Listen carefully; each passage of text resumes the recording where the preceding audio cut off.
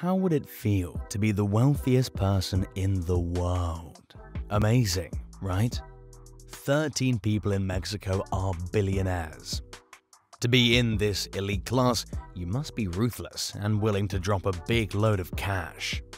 Once upon a time, Elon Musk and Jeff Bezos were not competing for the title of the richest man in the world. Carlos Slim of Mexico and Bill Gates used to compete in this race. So, what methods did Carlos employ to become the richest man in the world at the time? As we can see, Slim is no longer a rival in a market where Bezos has $168.8 billion and Musk has $267.7 billion. Likely for him, $83.1 billion is still enough to hold him as the richest man in Mexico. He is renowned in Mexico for being a serial entrepreneur and assembling a conglomerate of infrastructure, telecommunications, and industrial business. But what's the story behind his wealth? Carlos Slim was born in Mexico City on January 28, 1940. Khalil Salim Haddad Aglamaz, the father of Carlos, was transported to Mexico in 1902 to avoid being enlisted in the Ottoman army. Carlos's father adopted the name Julian Slim Haddad after moving to Mexico. The family was one of several Lebanese Christians that immigrated to Mexico in the late 1800s and early 1900s. The group was small but economically successful. Julian Slim was a natural in a neighborhood that valued trade. He started a dry goods shop in 1911 that quickly expanded to carry more than $100,000 worth of items. During the 1910 to 1917 Mexico Revolution, he used the store's profits to acquire prestigious property for a pittance in Mexico City. Julian amassed over $1 million pesos net worth because of his astute real estate investments and sustained success as a wholesaler and retailer. It was at that moment that Carlos got interested in his father's business. And his father gladly obliged by teaching him managerial skills, how to interpret financial documents, and how to maintain proper financial records. Unfortunately, when he was 13 years old, his father died. So, did Carlos Slim continue with his father's work? Is this what made him a billionaire? After his father's death, Carlos started using the advice given to him by his father so that he could continue working. He had joined the largest bank in Mexico as a shareholder at 15. And at just 17, he started working in his father's business, earning 200 pesos a week. At Mexico's National Autonomous University, he studied civil engineering, although he had an interest in economics as well. So, after earning his engineering degree, he studied economics in Chile. But why did he decide to study economics? Well, it might be because he wanted to venture into the trading industry. So, not long after completing all of his schooling, he started working as a stock trader in Mexico. He formerly put in lengthy hours. And when Slim's private investments yielded $400,000 in 1965, he was able to launch the stock brokerage Inversora Bursátil. He then started establishing Grupo Caso's financial foundation, and he also acquired Yarritos del Sur in 1965.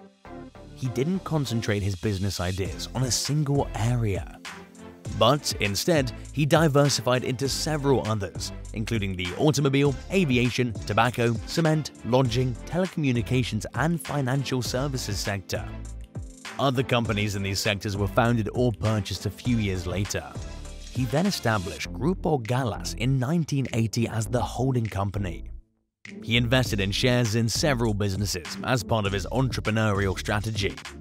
And when Mexico's communication sector was privatized in the early 1990s and Grupo Caso bought Telmex from the Mexican government, his profits surged. Was this the deal breaker? In Mexico, Telmex offers telecommunications goods and services. The business, established in 1947, employs more than 50,000 people. Grupo Caso became a publicly traded firm in 1990, first in Mexico and subsequently internationally. In the same year, Grupo Caso also bought most of Porcelanite, a tiles manufacturer.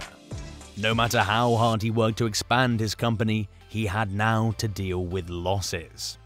He never stopped there, so in 2015 he founded Caso Oil and Gas. the corporation has assets valued at $230 million. In the same year, he invested the iMagnate, a technology startup.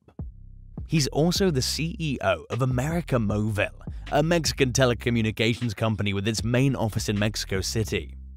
It's one of the biggest firms in the world and the 7th largest mobile network provider in terms of equity customers. Carlos Slim has grown his empire vast, but how does he spend all these millions? Well, someone like Carlos Slim doesn't simply have millions of dollars worth of cash lined up in a vault. He spends most of his money on ventures like real estate.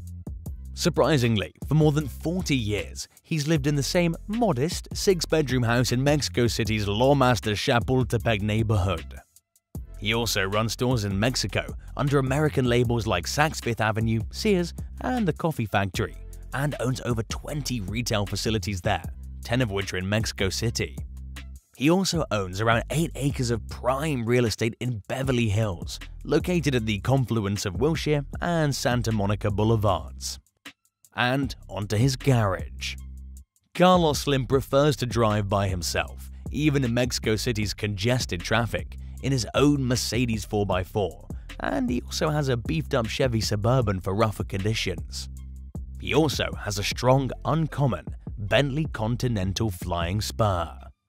Slim doesn't fly on private jets, but he occasionally takes a commercial flight and sometimes flies in a Telmex chopper. And by the way, he owns a museum. Fernando Romero, an architect, was hired by Carlos Slim to construct the museum for a whopping $34 million. This is where he maintains his collection of priceless coins, old books, and sacred objects. Carlos Slim's persistent and hard work has led to his enormous success. So, does he have an inspiring story? What fascinated you the most about him?